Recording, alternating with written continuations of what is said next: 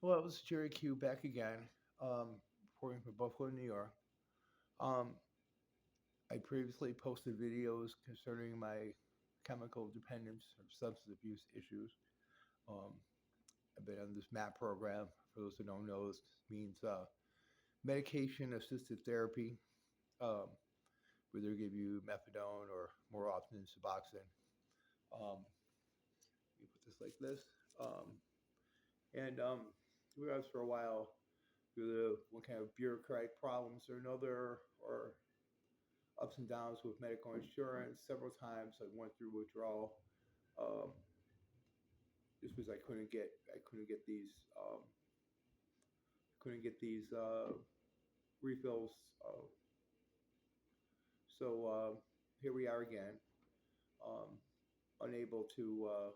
I got my last prescription last Friday, and have yet to be able to come up with a little bit of money it takes to do it. Um, it's mere $36.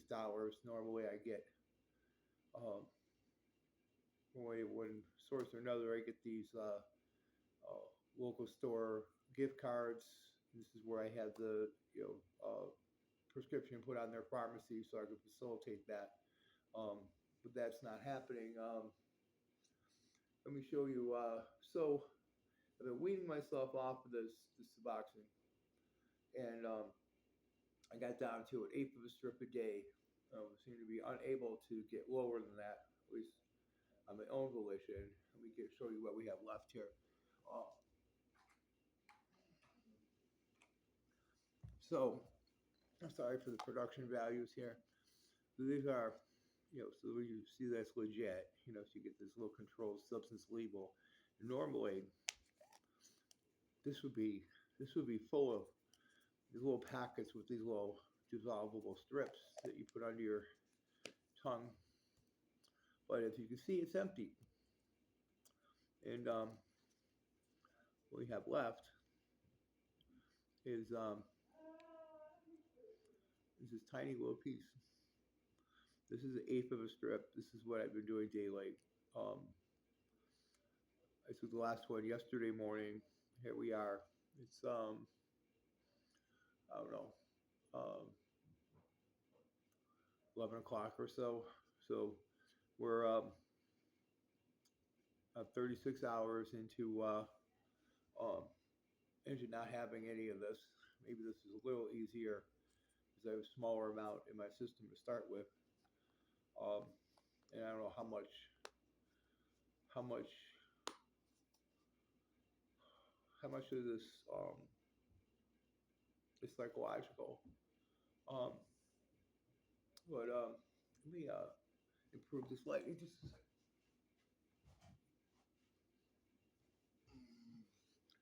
That's better. Sorry, people.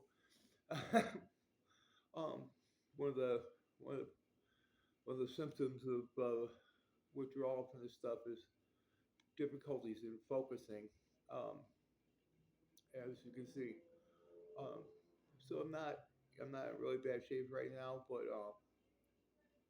it's not good. And I'm trying to figure this out. I'm trying to,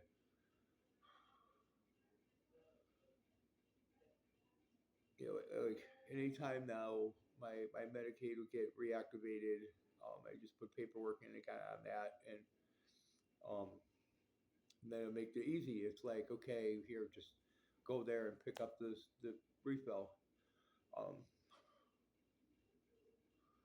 but I'm wondering, it's like if I'm this close right now, if I should have just got this out and be done with it.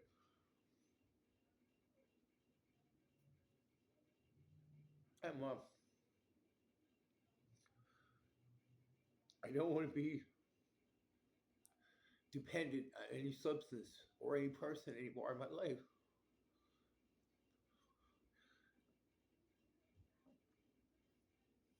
I mean, you can't count on you can't count on being able to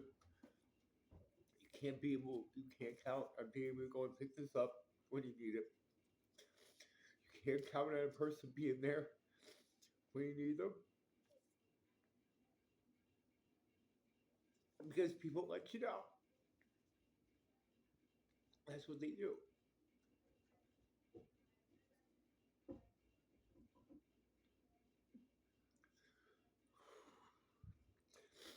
I seen a video today, actually, a little series of this girl Heather, and I don't know if you guys know about her or whatever, but um, there seemed to be a lot of comments.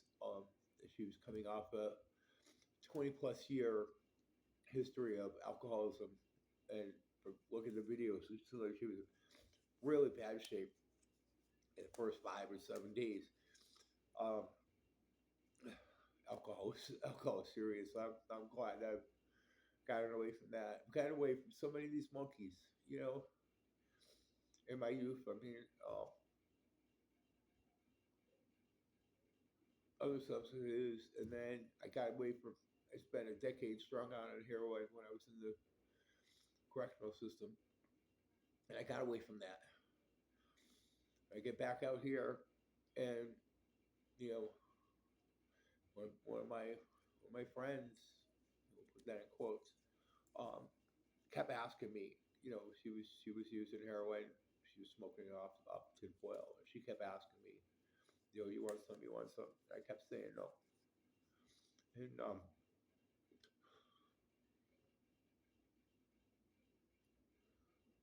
after a dozen times, over a dozen times, I finally said yes. And so I was right back into it. I ended up fracturing my skull. Running into a pole down, a pillar downtown. You know,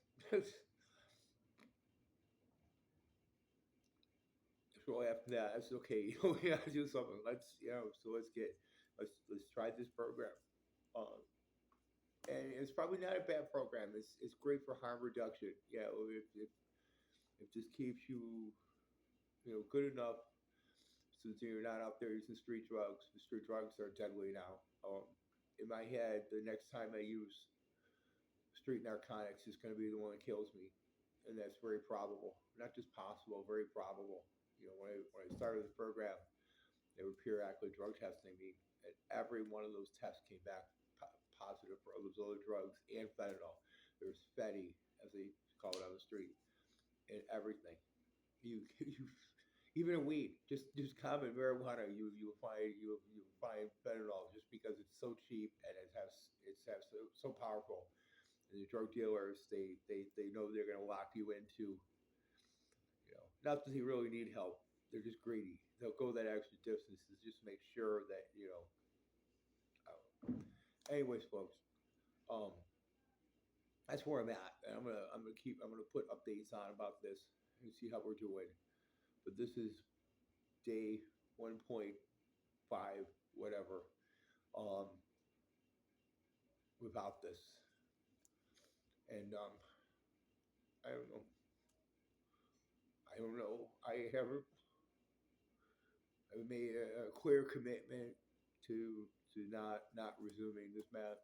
Um, maybe if I go long enough without getting these refills, maybe I'll be all right. But I've got I've got this little piece left. Um, if I end up just being really bad, and I have something in reserve. Before I didn't have that.